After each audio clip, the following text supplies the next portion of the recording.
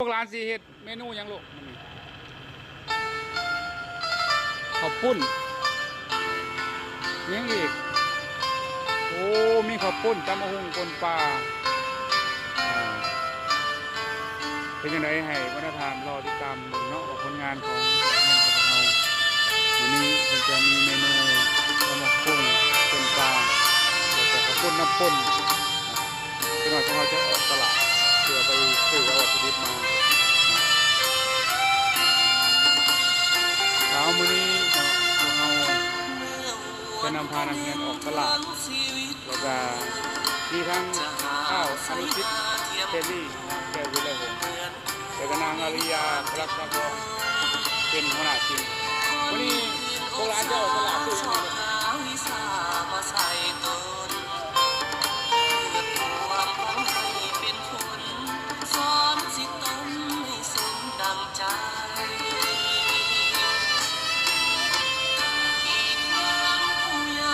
โล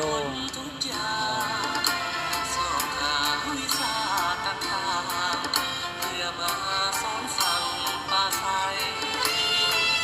เมื่อยามสิทองตกเอ่ยของผู้ต้องสู้ทนไป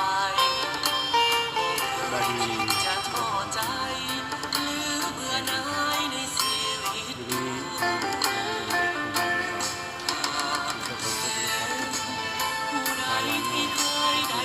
ตลาดเราจะมาซื้อวัตถุดิบไปแข่งอาหารนี่พอเรามาฮอดตลาดพวกนี้นะ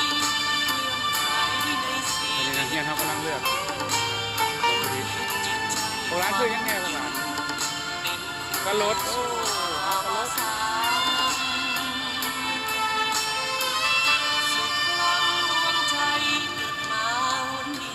เห็นบรรยากาศของตลาดพวกนี้บรรยากาศเขายังไม่ทำกัน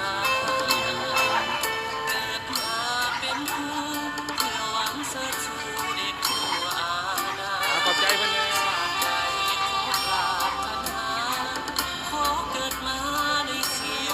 ตอนนี้พวกเราผ่านสายเล่นมะนาวมาคุงวิธีเลือกมะนาวเขาบอกว่าให้เลือกโลที่ปีมันอ่อนนะลูกเด้อโลที่ปีมันอ่อนจะมีน้ำหลายฉะนั้นเราต้องเลือกเอาตามภาพเล่นได้แล้ว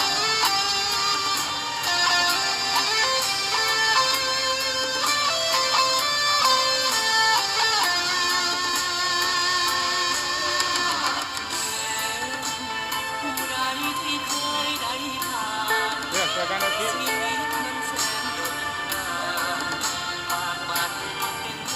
บาดี